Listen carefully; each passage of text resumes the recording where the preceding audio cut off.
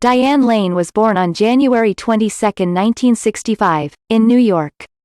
She is the daughter of acting coach Burton Eugene, Bert, Lane and nightclub singer, centerfold Colleen Farrington. Her parents' families were both from the state of Georgia. Diane was acting from a very young age and made her stage debut at the age of 6. Her work in such acclaimed theater productions as The Cherry Orchard and Medea led to her being called to Hollywood. She was 13 when she was cast by director George Roy Hill in his wonderful 1979 film A Little Romance 1979, opposite Sir Laurence Olivier. The film only did so commercially, but Olivier praised his young co-star, calling her the new Grace Kelly. After her well-received debut, Diane found herself on magazine covers all over the world, including Time, which declared her the new young acting sensation. However, things quietened down a bit when she found herself in such critical and financial flops as Touched by Love 1980, Cattle Annie and Little Britches 1981, Movie Madness 1982, Ladies and Gentlemen, The Fabulous Stains 1982, and, most unmemorably, Six Pack 1982, all of which failed to set her career on fire.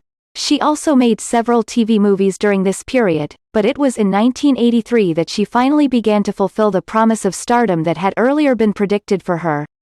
Acclaimed director Francis Ford Coppola took note of Diane's appeal and cast her in 2 youth-oriented films based on S.E. Hinton novels.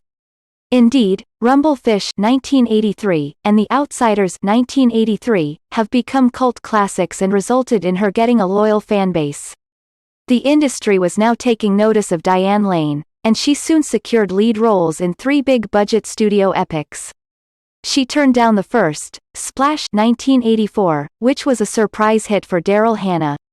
Unfortunately, the other 2 were critical and box office bombs. Walter Hill's glossy rock and roll fable Streets of Fire 1984 was not the huge summer success that many had thought it would be, and the massively troubled Coppola epic The Cotton Club 1984, co-starring Richard Gere, was also a high-profile flop.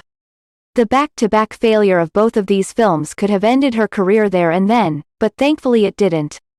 Possibly, burned out by the lambasting these films received and unhappy with the direction her career was taking, she retired from the film business at age 19, saying that she had forgotten what she had started acting for. She stayed away from the screen for the next 3 years. Ironically, the 2 films that were the main causes of her retirement have since grown in popularity, and Streets of Fire especially seems to have found the kind of audience it couldn't get when it was first released. The process of rebuilding her career was a slow and gradual